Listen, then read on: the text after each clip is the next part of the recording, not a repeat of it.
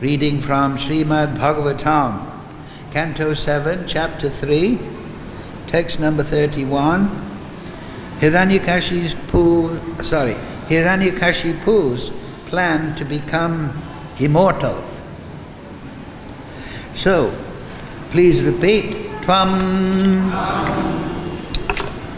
eva kalo nimesho jananam ayur lavadi avayavyavai shinoshi kuta sta atma parameshti ajo mahans tvam jivalokasya cha jiva atma tvameva kalo nimesha jananam ayo lava javavyavai shinoshi kutasta atma parameshti ajo mahans tvam jivalokasya cha jiva atma tvameva kalo nimesho jananam ayur lava javavyavai shinoshi kutasta atma parameshti ajo mahans tvam jivalokasya cha jiva atma tvameva kalo nimesho jananam ayo lava javavyavai shinoshi kutasta atma parameshti ajo mahans tvam jivalokasya cha jiva atma tvam you eva indeed kalaha unlimited time animeshaha unblinking jananam of all living entities ayuhu the duration of life lava adi consisting of seconds, moments, minutes and hours. Moments, minutes and hours. Avyayavyai by different parts. Shinoshi reduce. Kutasta without being affected by anything. Atma the Supersoul, Parameshti, the Supreme Lord, Ajjaha, the Unborn, Mahan, the Great, Tvam, you, Jivalokasya, of this material world, Cha, also, Jivaha, the cause of life, Atma, the Supersoul. Translation, Srila Prabhupada. O my Lord, your Lordship is eternally awake, seeing everything that happens. As eternal time, you reduce the duration of life for all living entities through your different parts, such as moments, seconds, minutes, and hours. Nonetheless, you are unchanged, resting in one place as the Supersoul, Witness and the Supreme Lord, the birthless, all-pervading controller, who is the cause of life for all living entities. Please repeat. O my Lord, your Lordship is eternally awake, seeing everything that happens as eternal time. You reduce the duration of life for all living entities through your different parts, such as moments, seconds, minutes, and hours. Nonetheless, you are unchanged, resting in one place as the Supersoul, Witness and Supreme Lord, the birthless, all-pervading controller, who is the cause of life for all living entities. Purport Srila Prabhupada. In this verse, the word kutastha is very important. Although the Supreme Personality of Godhead is situated everywhere, He is the central unchanging point. Ishvara sarvabhutanam hridaya arjuna tisthati. The Lord is situated in full in the core of everyone's heart, as indicated in the Upanishads by the words ekatvam. Although there are millions and millions of living entities, the Lord is situated as the Supersoul in every one of them. Nonetheless, He is one in many. As stated in the Brahma Samhita, Advaitam Achyutam Anadim Ananta Rupam, He has many forms, yet they are all Advaita, one and unchanging. Since the Lord is all-pervading, He is also situated in eternal time. The living entities are described as parts and parcels of the Lord because He is the life and soul of all living entities, being situated within their hearts as the Antarjami, as enunciated by the philosophy of inconceivable oneness and difference. Achincha Veda Veda. Since the living entities are part of the Lord, they are all one in quality with the Lord, yet they are different from Him. The Supersoul, who inspires all living entities to act, is one and changeless. There are varieties of subjects, objects, and activities, yet the Lord is one. Mukam karochi vachalam bhangam laite girim yat kripa tamaham vande Shri Gurun Vrindavanam Swam eva kalo nimesha jananam ayo lava javyavyavai shinoshi kuta sta atma parameshti ajo mahans Pam jiva lokasya chajiva atma. O my Lord, your Lordship is eternally awake, seeing everything that happens. As eternal time, you reduce the duration of life for all living entities through your different parts, such as moments, seconds, minutes, and hours. Nonetheless, you are unchanged, resting in one place as the Supersoul, Witness and Supreme Lord, the birthless, all-pervading controller, who is the cause of life for all living entities. So this is Hiranyakashipu, of course. God bless him, such a nice person. Is offering prayers here to Lord Brahma.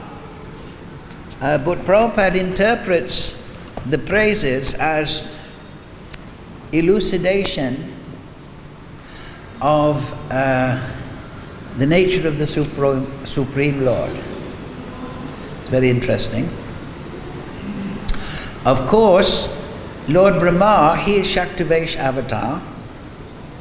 There are different types of avatars. Shakti-avesh means dressed in the Shakti of the Supreme Lord. So, Lord Brahma is a Gun avatar. Particularly, he is in control of the mode of passion in the material world. Also, he functions as the engineer of the material world.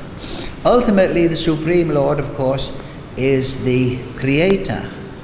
But Prabhupada gives the example that just like if you want, say, a door made or a cabinet, you give the wood, nails and glue to an engineer or a carpenter, and he constructs for you. So Lord Brahma is secondary creator in that way, but empowered by the Supreme Lord to rule over the universe. Lord Brahma, just like in our material body, we have, particularly the material mind, we have intelligence, and that governs our mind.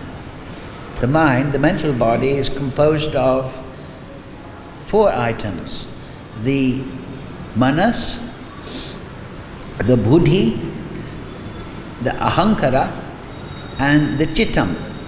The manas is the mind, that's like the container. The chittam is the water, the consciousness.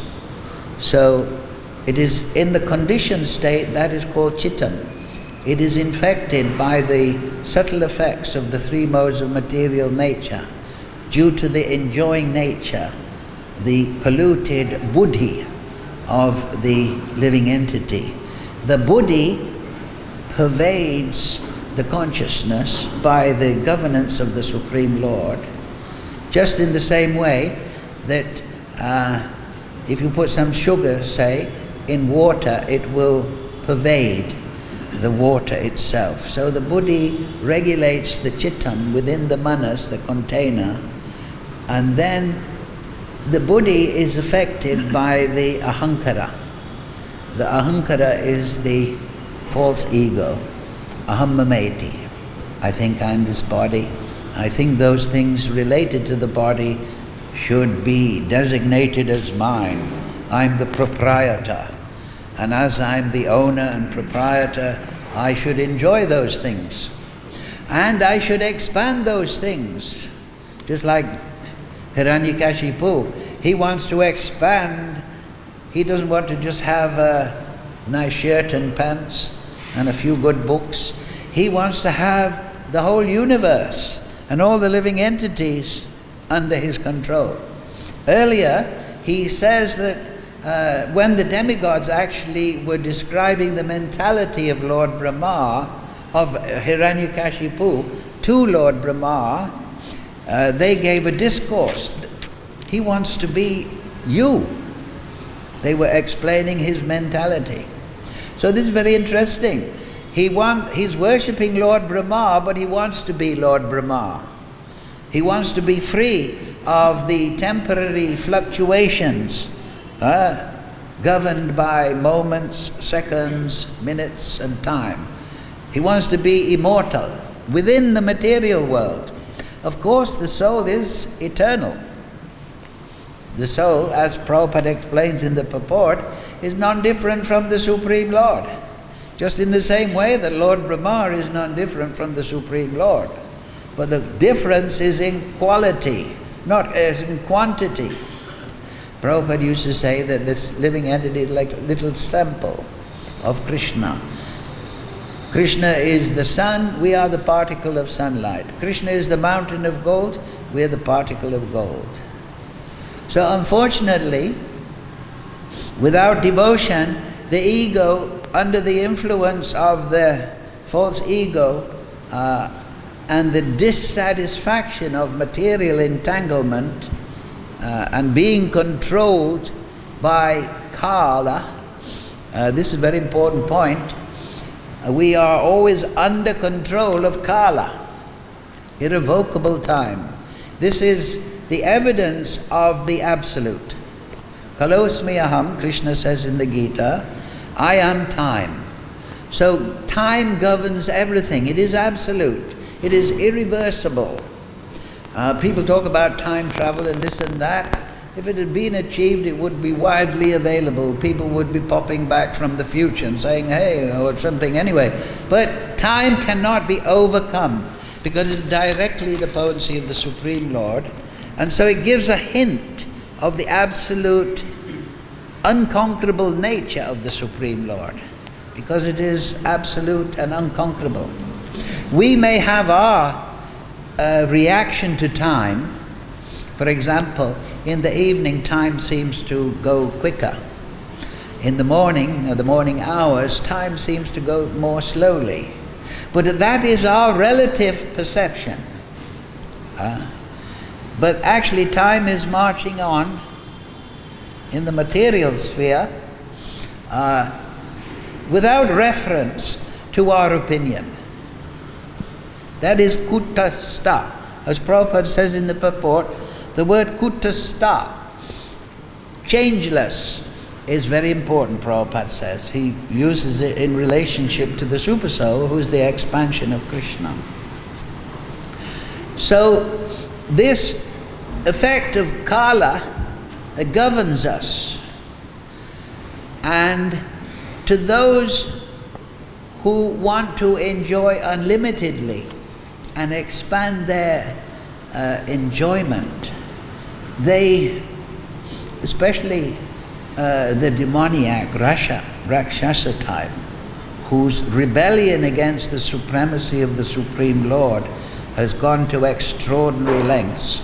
And that is the Hiranyakashipu is the saipa for that.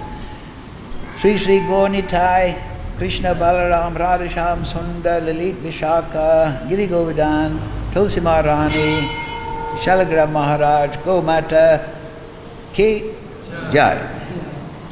So for those that want to be free of all restraints in their self-service, service to themselves, time is a thief.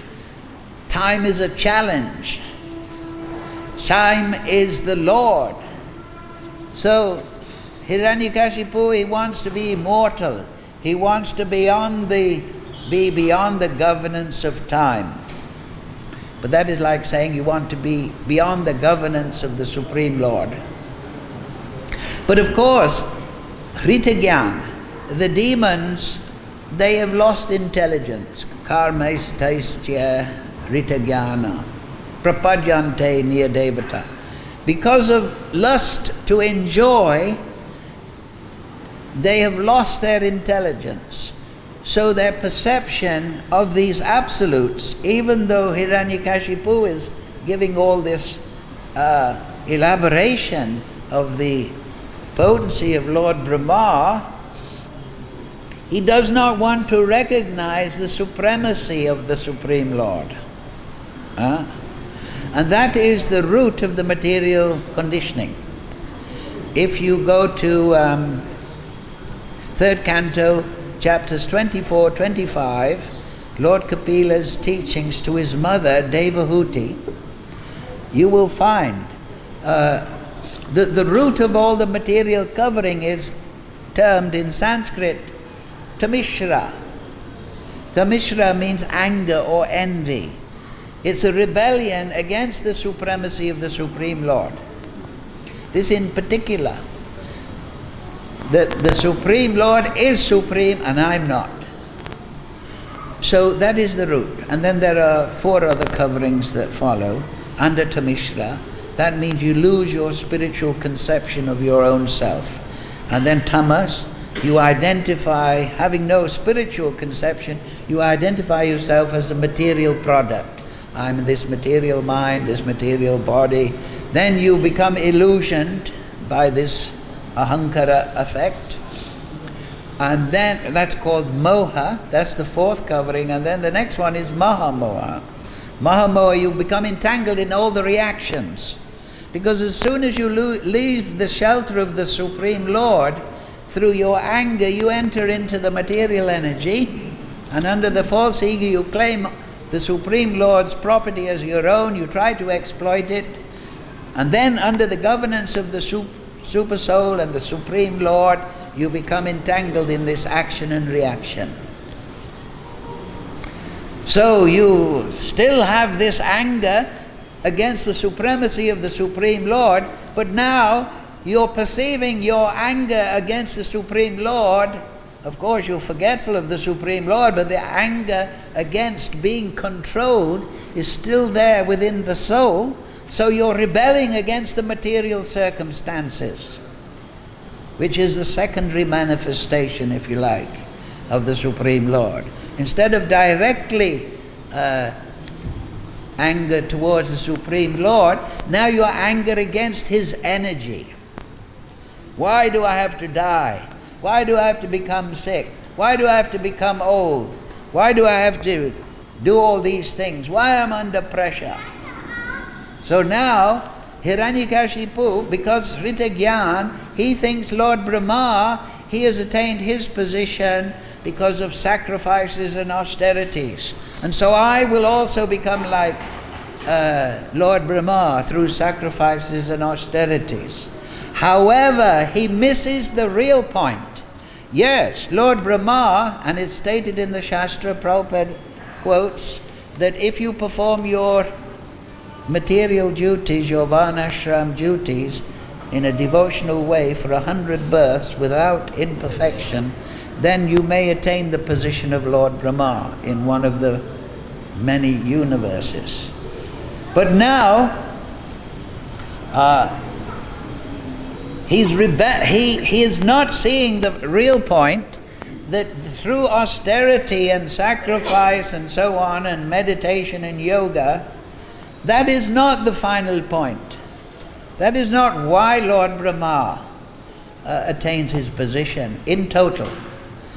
That is a way to evoke the mercy of the Supreme Lord. The final component in all activity, in all situation, is the mercy of the Supreme Lord, the arrangement of the Supreme Lord.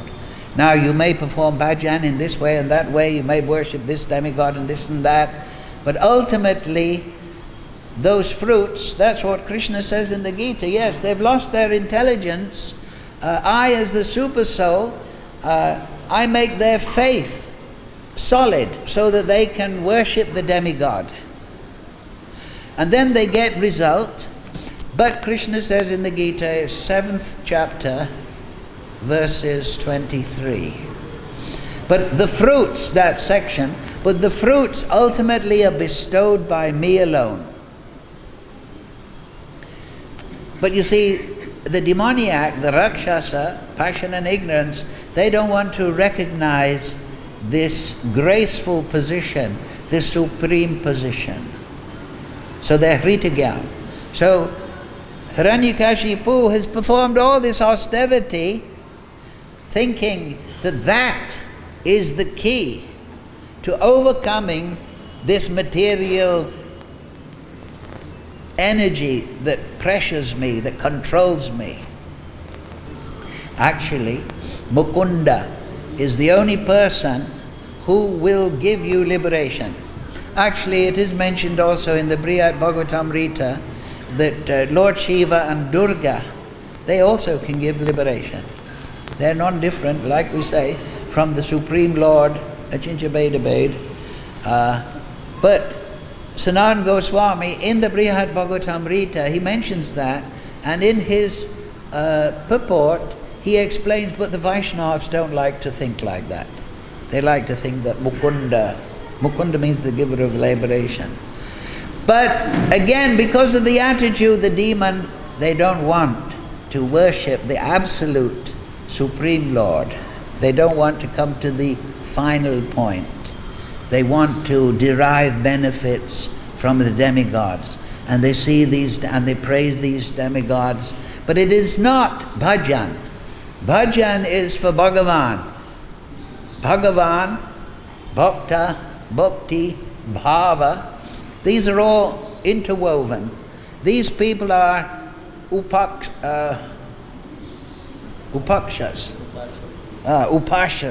They are worshipping for some fruit. And it is no different than somebody gets a job in a factory and obeys the boss so he can get his salary. Only Hiranyakashipu, he's gone to the big boss, Lord Brahma. But he not only wants a salary, he wants the position. So it explains his envy, his antipathy to the very person that he's worshipping.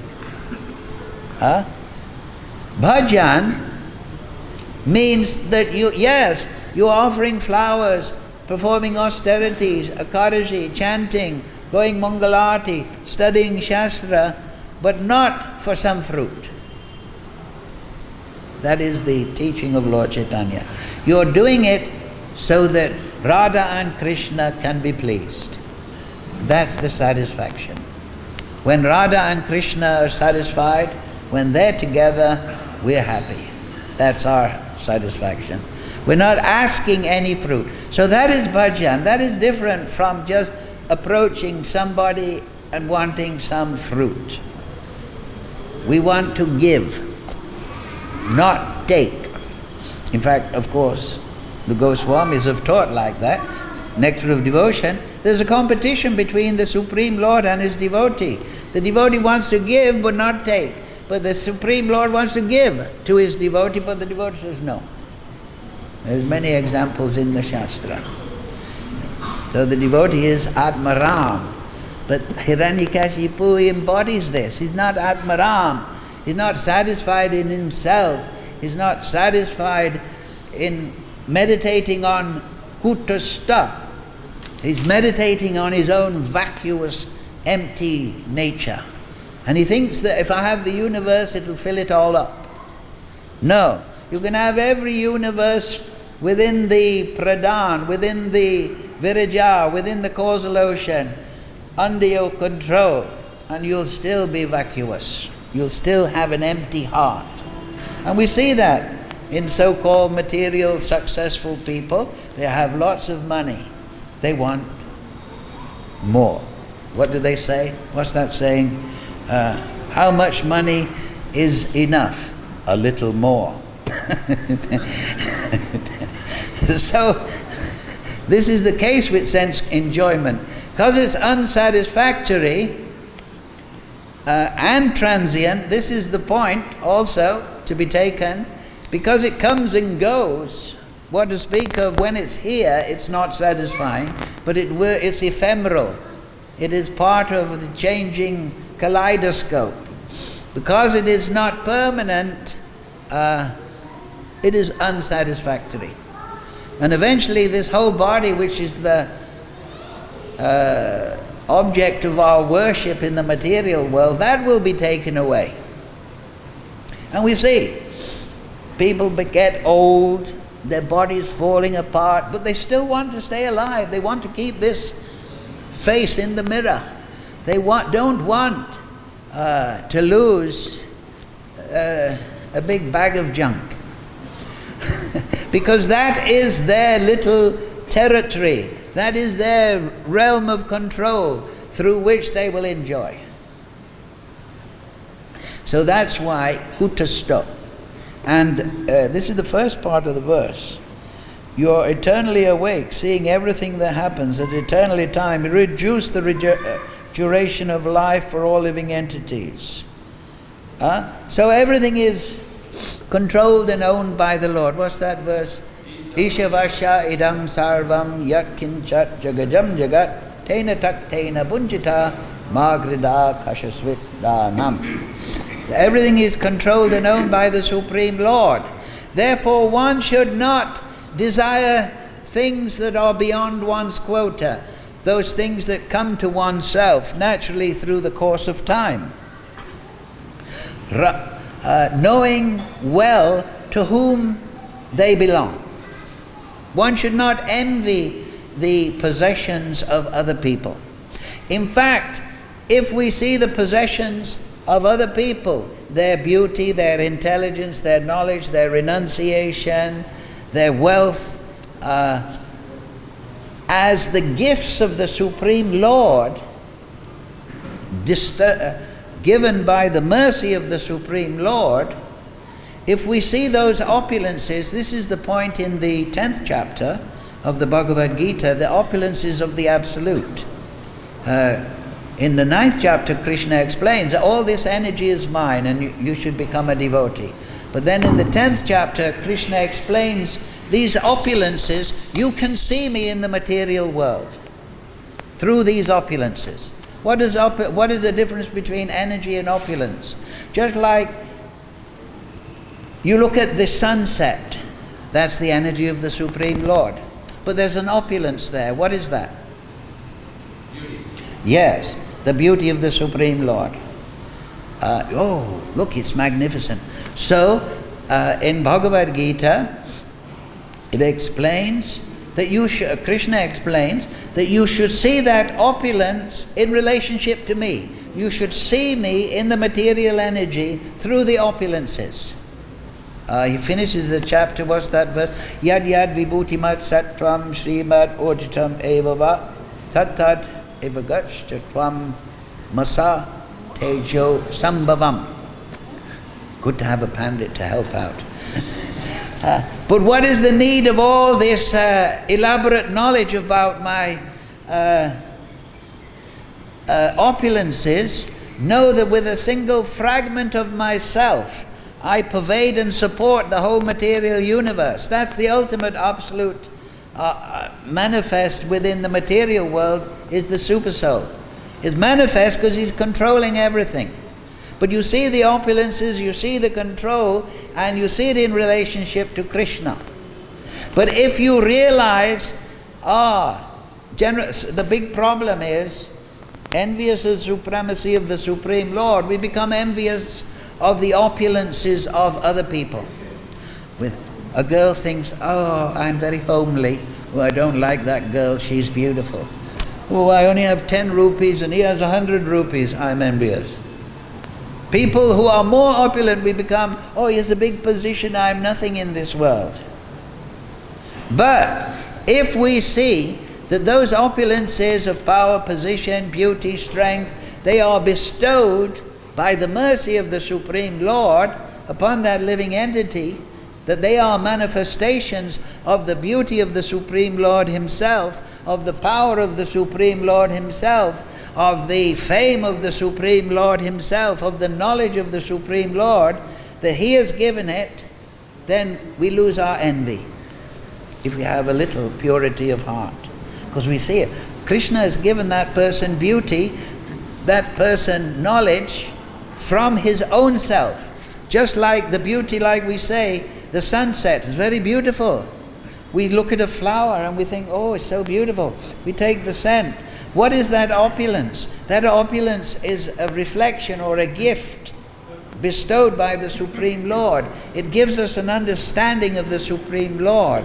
And when we see it manifest in other people, we should understand the Supreme Lord has bestowed that upon that person deservingly. And let them be happy. Then we can become free of matsarya, this tamishra, this rebelliousness. We see everyone is getting their just reward, and the opulence is manifest in the people and in the material nature. They are bestowed by that Supreme Lord according to His will. Therefore, if we are envious of somebody, he's more smart than me, she's more beautiful than me, all this and that. If we see in this way, we're envious, we're antipathetic to the arrangement of the Supreme Lord. We have to see the arrangement of the Supreme Lord as His pure judgment, and see those opulences as the gifts of the Supreme Lord, and use those opulences, as Krishna directs in the 10th chapter of Gita, to remind ourselves of that Supreme Lord. So of course, we want to, ultimately Lord Chaitanya has come to give us access to the greatest opulence, the loving affairs of Radha Krishna in Golok, Namo Mahavananyaya. He's giving us that access. But we have to first see the Supreme Lord in our situation now, face to face. When we are purified of matsarya in this way, by seeing the opulences in relationship to the Supreme Lord and bestowed throughout all the people and energy of the Lord justly by the Supreme Lord, when we see in that way, then we lose our matsarya. This is also explained in Bhagavad-Gita, 29th chapter, 11th canto, that if you see the Supreme Lord within the heart of all living entities, then you will lose your envy. And the envy is keeping you in this material energy. In the spiritual energy, everyone is eternal, enlightened, joyous. But in the material energy, everyone is asat, temporary body, achit, illusory, niranand. Why? Because of that root. So the eradication of that, and then the application of bhajan, loving worship of Radha Krishna under Gaunitai, then that will move us into the spiritual energy within our consciousness, within this very life. We don't have to. Krishna, in the 8th chapter of the Gita, is called, Prabhupada translates, attaining the Supreme. So never in there does Krishna explain that you have to go to Golok. He says you will attain my abode, but he never says you attain me by going to Golok. Because, as is put here in this verse, Supreme Lord is 100% available here. He's not just in Golok, he's not just in Vaikuntha. There's one sloka like that. Where is he? Where my devotees gather together and discuss me with devotion. I come there and I listen in that place. Huh?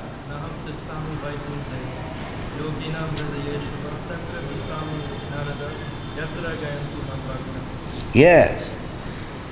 So Krishna is attracted to his devotee. He's attracted to the devotee, and he doesn't care. From the point of view of the Supreme Lord, Golok, Gokul, the material world, Durgadam, Haridam, Maheshdam, Golok, these 4 divisions, these 4 dhams explained in the Brahma Samhita, they're all his dham. They're all his dham. And they're all integrated in his Leela. They all give wonderful backdrops and entertainment to the devotees and the Supreme Lord. They all give ecstatic bliss. It's not that when Krishna comes to the material world and he manifests his Ras Leela, it's not as good as in Golok. No, everywhere is the Supreme Lord's home. Yet, the other point big in this sloka is that he is changeless. Now this takes some contemplation, as Prabhupada explains in the purport, that yes, Supreme Lord, Super Soul, he is governing all these changes, particularly in the material world, but he himself is changeless. This is an important point. Anthropomorphism means that we try to understand the Supreme Lord in terms of our own self. Without knowledge, we'll think, oh, I go through changes, the Supreme Lord goes through changes. This idea is very nice to the idea people like the demons, because they think, he's now Supreme God, but I will become the Supreme God. I'm the new Supreme God. I'm going to change things. We already heard. He wants to change impiety to piety and so on. The demons, they want to change the arrangement. But the Supreme Lord is changeless. His arrangement, his governorship is changeless. He himself is changeless. And yet at the same time, his nature and his beauty and his opulence is eternally expanding. Achintya Veda Ved. So these points are very important to contemplate, because the problem in the material world, the problem for the sadhaka is that he's involved in the change.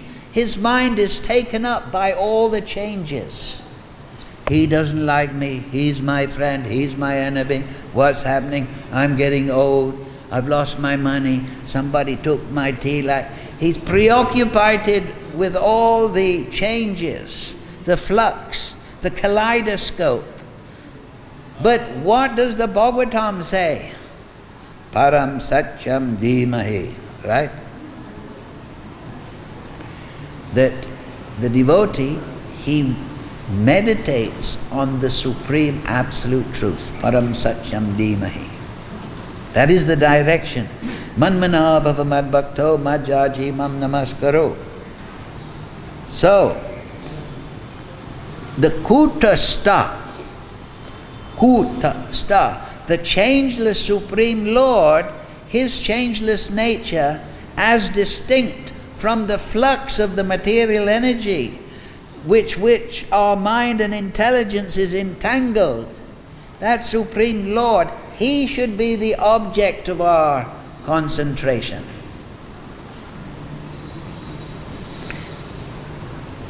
That means for all living entities. When the mind and consciousness are fixed upon the Supreme Lord, Kutastha, then that is attaining the Supreme. Then one's Swarup manifests. One's eternal relationship with the Supreme Lord manifests. And it expands in ecstatic bliss eternally. 8:20, he says, once upon attaining me, no one returns to the material energy. This is very important. Also in the Vedanta Sutra, it ends on this very point.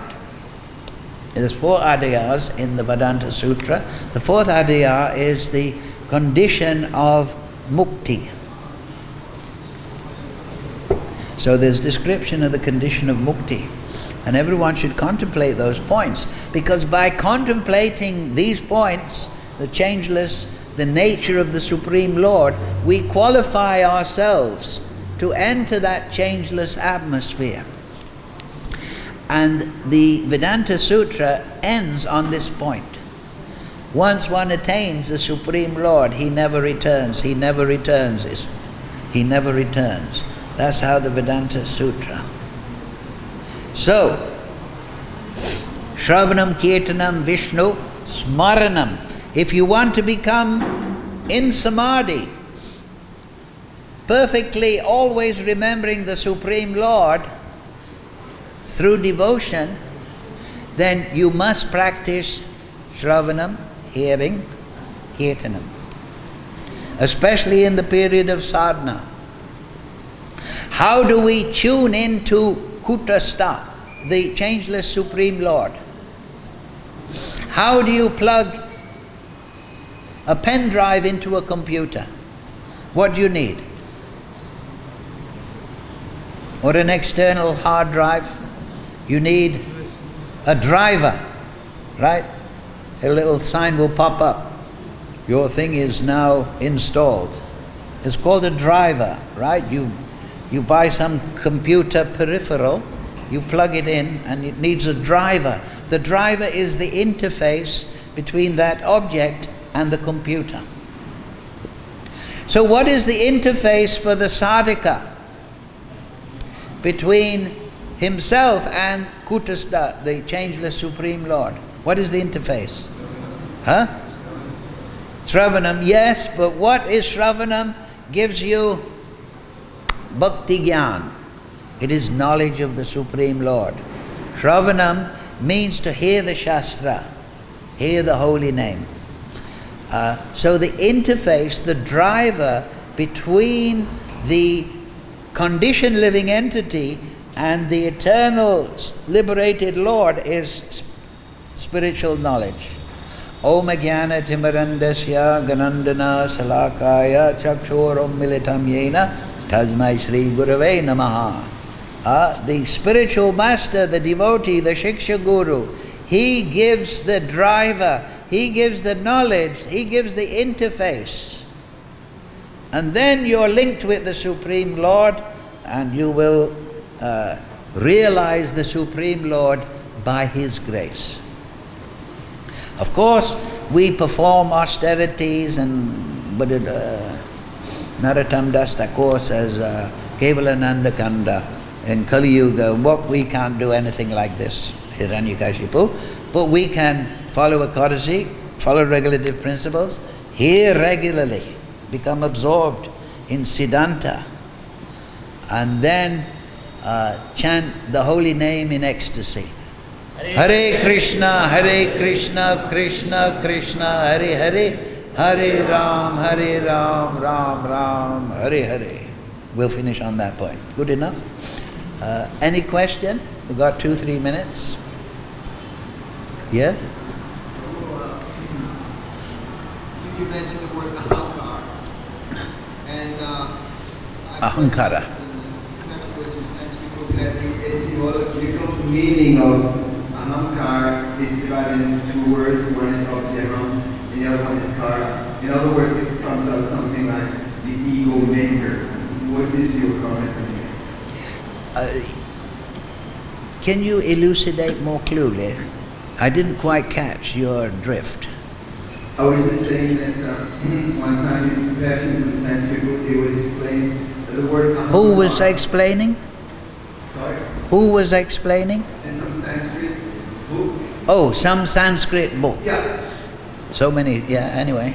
Yeah. Yeah. So- Some Sanskrit book out there in the, yeah, anyway. So it's divided into 2 words, aham and kara. So Ah. aham we know means ego, and kara perhaps means to do. So in other words, in English it would come out as the ego doer, the ego maker. Well, ahankara vibhudatma, Krishna says, right? Ahankara vibhudatma kartaham. So the ahankara thinks you're the doer, makes you think you're the doer. Actually, everything is being done by the Supreme Lord. The Supreme Lord, He expands as the Chatur Vyuha in the spiritual world, and He governs thinking, feeling and willing. He expands again in the material world, thinking, feeling and willing. But the ahankara makes we think that I am independently thinking, feeling and willing. You understand the point? I am the doer, ahankara. And these things related, and this body is me. Does that satisfy your point? Okay, go ahead. Ahankara means akara means shape. I am the form, this body. That is something is ahankara. This aham and akara is shape.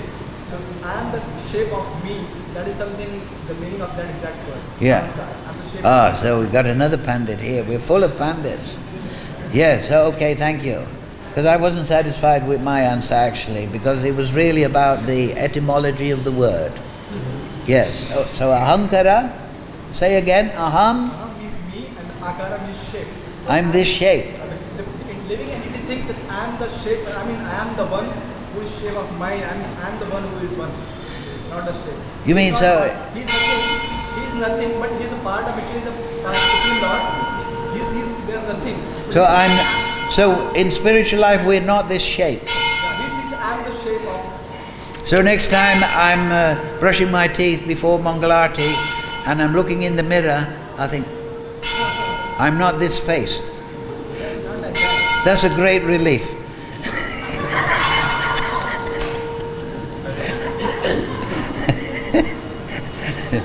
Of course, my mother's happy with it. So I'm not this shape. I'm talking. That would make a good T-shirt. I'm talking about Atma. You think that I'm not Atma because in that Atma you're not body. You don't have any shape. But your body, you think you're shape. No, we have a shape. Swarup. We have a spiritual form. We do have a form. But it's lying in seed form. Just like the tree is within the plant. We have Swarup, but it will develop from the seed of the soul through bhakti.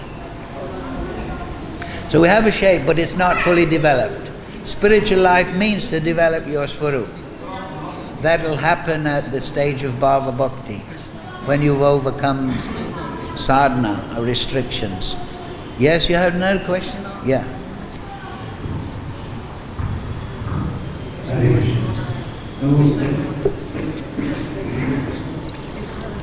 Hare Krishna. With spiritual master, that means we are sure and we are healthy that we are going back to that body. once when we are connected with our spiritual master, it's guaranteed that we are going back home. Well, that's like saying when if I'm a table fan and I'm plugged into the wall socket, I'm going to blow cooling air in the summer season.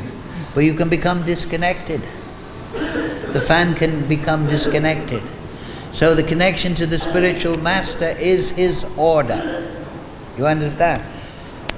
We're not, sentimentalists. Oh, I've got a spiritual master, now everything's okay. Oh, I've taken Diksha, now everything is there. No. Diksha means initiation, means start. Diksha starts you in spiritual life, but then you have to practice Shravanam, Kirtanam, Vishnu. And if you can get a good Shiksha Guru to explain the stages, then that's excellent. So the connection is by following the order.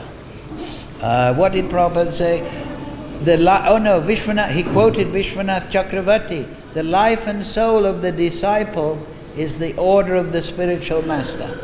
Prabhupada himself said, if you want success, you cannot deviate from the order of the spiritual master by 1 inch. Then 1623 Bhagavad-Gita, Yakshastra Ustrishcha, right? Somebody who gives up the Shastra, the bona fide spiritual master, he manifests the import of the Shastra to the disciple. Then Krishna says, Na sukam, na param gatim,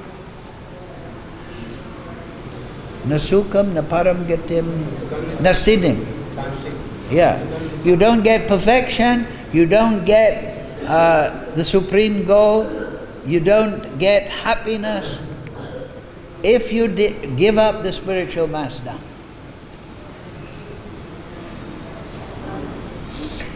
Also, Prabhupada said, satisfaction of the bona fide spiritual master is the secret of success in spiritual life.